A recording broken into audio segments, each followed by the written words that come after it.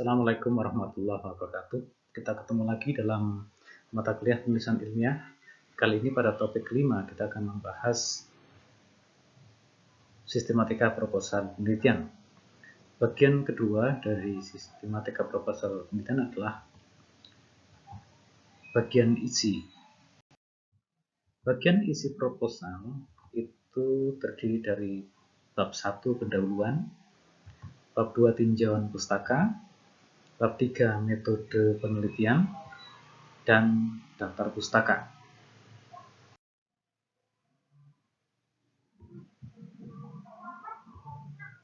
Bagian pendahuluan ini ada 5 hal, yaitu latar belakang, perumusan masalah,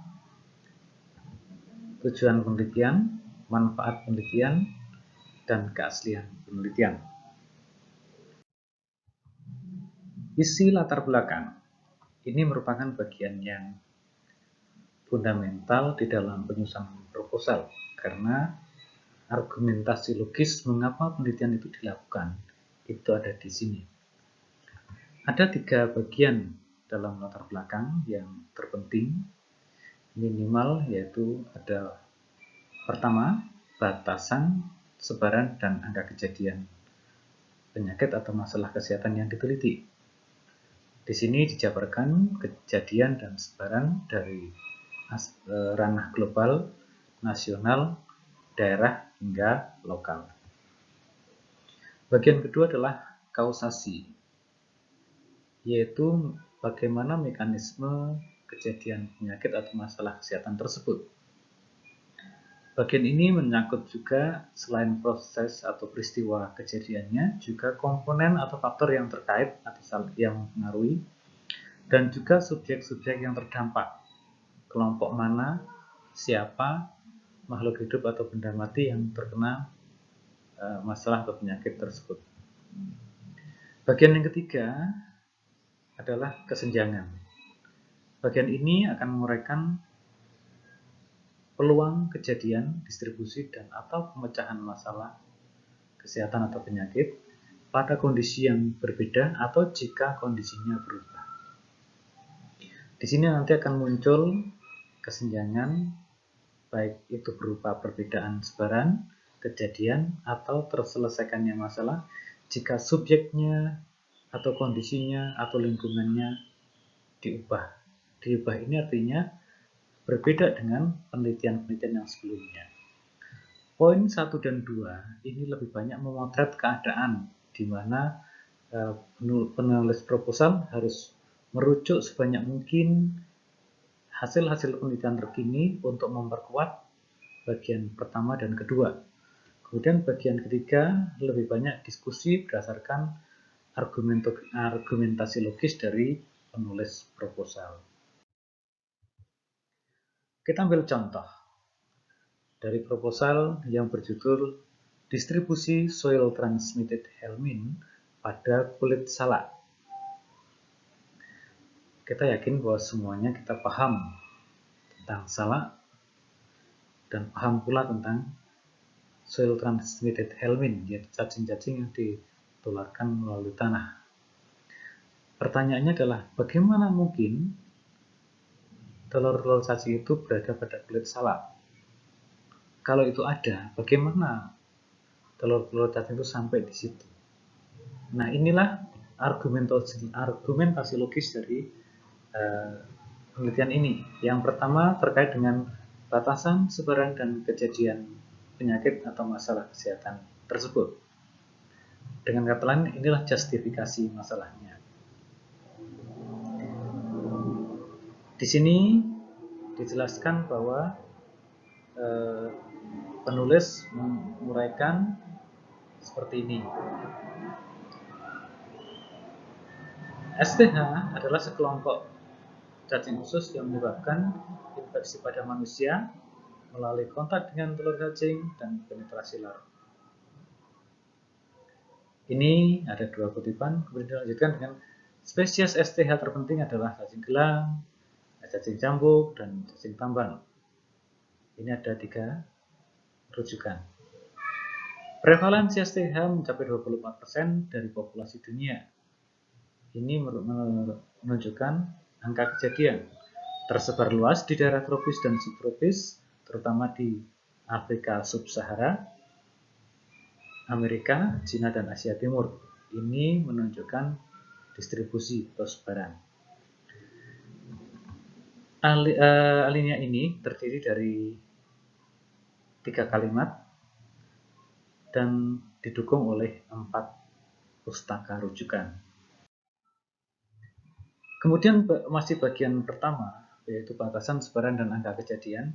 Ini menyangkut pada ranah nasional, daerah, dan lokal. Di sini penulis proposal menuliskan prevalensi infeksi cacing tersebar di Indonesia, yaitu di Malang sekian persen, di Lombok Utara sekian persen, di Surabaya sekian persen, Jember sekian persen, Tegal sekian persen, Gresik sekian persen, Jakarta sekian persen, Palembang sekian persen, Medan sekian persen, Semarang sekian persen, Lombok Barat, Hulu Sungai Utara, dan Bantul. Ini masing-masing dikutip dari berbagai sumber yang berbeda. Kalimat selanjutnya, infeksi cacing terjadi pada penduduk miskin, pemukiman padat, sanitasi buruk, tidak mempunyai jamban, dan fasilitas air yang bersih.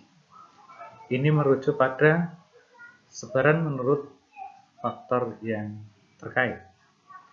Kalimat berikutnya, infeksi cacing usus yang prevalen yaitu Ascaris lumbricoides, Trichuris tigura, Necator, dan Ankylosoma. Ini distribusi menurut spesies cacing. Alinea 2 ini terdiri dari 3 kalimat juga dan dikutip dari 14 artikel. Jadi 14 diperas dalam 3 kalimat. Bagian kedua, kausasi atau mekanisme kejadian yang menyangkut bagaimana terjadinya, unsur-unsur atau faktor apa yang terkait, serta subjek yang terdampak. Ini ada banyak kalimat ya. Di sini penulis menyatakan infeksi STH terjadi melalui kontaminasi telur cacing pada makanan, bahan makanan, tangan, dan kulit. Ini mekanisme penularan. Jenis sayuran yang sering terkontaminasi STH adalah kubis, kemangi, bayam, kangkung, sawi, dan selada. Ini adalah media penularan. Jenis buah yang sering terkontaminasi adalah stroberi. Ini juga media. Manusia merupakan hospes STH. Ini adalah subjek terdampak. Penularan cacing ini dipengaruhi 3 faktor, yaitu menyangkut pada faktor-faktor yang terkait.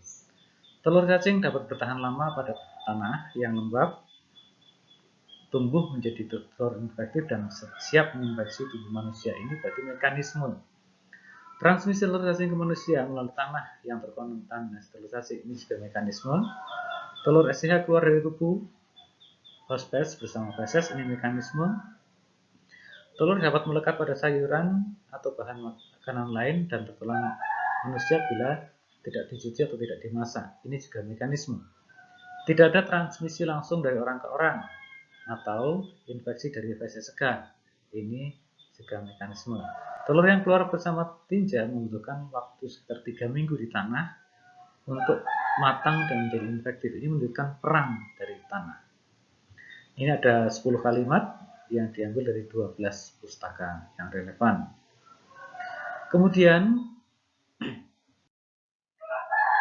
bagian yang ketiga yaitu identifikasi kesenjangan. Di sini perbedaan kejadian dan pemecahan jika kondisinya diubah. Di sini penulis menyatakan tanaman salak banyak terdapat di Indonesia. Pupuk organik dan anorganik sangat diperlukan dalam pembudidayaan tanaman salak, terutama pupuk organik seperti pupuk kandang, pupuk kompos, abu tanaman, dan bahkan kotoran manusia. Buah salak sangat dekat dengan tanah sehingga memungkinkan terjadi kontaminasi telur cacing STH dari pupuk organik di tanah pada kulit salak. Namun alinea ini masih perlu diperluas. Ya. Kalau tadi menyatakan banyak di Indonesia, berapa banyak? Luas lahannya, produksi per tahun, pemanfaatan dan tingkat konsumsi masyarakatnya bagaimana. Kemudian mengenai pupuk kandang serta khususnya kotoran manusia, itu bagaimana mekanismenya, bagaimana perilakunya. Baik, ini ada latar belakang. Dan perumusan masalah merupakan rangkuman pokok-pokok yang ada pada latar belakang. Redaksinya mengubah kesenjangan menjadi pada akhir latar belakang menjadi pertanyaan, baik pertanyaan umum maupun pertanyaan khusus. Contohnya, ini penulis menyatakan berdasarkan latar belakang tersebut diketahui bahwa satu, infeksi STH tersebar luas terkait dengan kondisi sanitasi yang buruk. Yang kedua, penularan STH melalui kontaminasi telur cacing dengan tangan, makanan atau bahan makanan, serta penetrasi larva. 3. Petani salak sering menggunakan tinja sebagai pupuk. Nah, dari situ, berdasarkan rumusan masalah, maka penting untuk diteliti distribusi sel transmitted helminth pada kulit salak. Dengan pertanyaan umum, bagaimana distribusi STH pada kulit salak? Dari pertanyaan umum, ada 3 pertanyaan khusus, yaitu apakah ditemukan STH pada kulit salak? Berapakah persentase kontaminasi STH pada kulit salak dan spesies STH apa saja yang ditemukan? Kemudian tujuan penelitian menjawab dari perumusan masalah berbunyi, tujuan umum mengetahui distribusi STH pada kulit salak yang dijual pada pedagang buah di mana? Di tempat yang akan diteliti. Tujuan khususnya mendeteksi keberadaan telur STH pada kulit salak, mengetahui proporsi kontaminasi STH pada kulit salak, dan mengidentifikasi spesies telur STH pada kulit salak.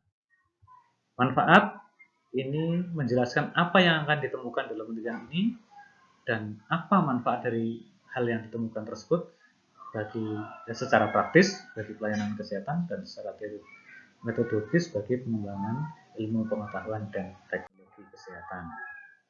Kemudian terakhir adalah originalitas. Ini bukan sekedar daftar penelitian orang lain terdahulu, tetapi keaslian penelitian menjelaskan apa yang baru dari penelitian ini, kebaruan tersebut menyangkut hal apa, variabelkah, metodekah atau analisisnya, dan serendah-rendahnya kebaruan adalah beda tempat atau beda subjek.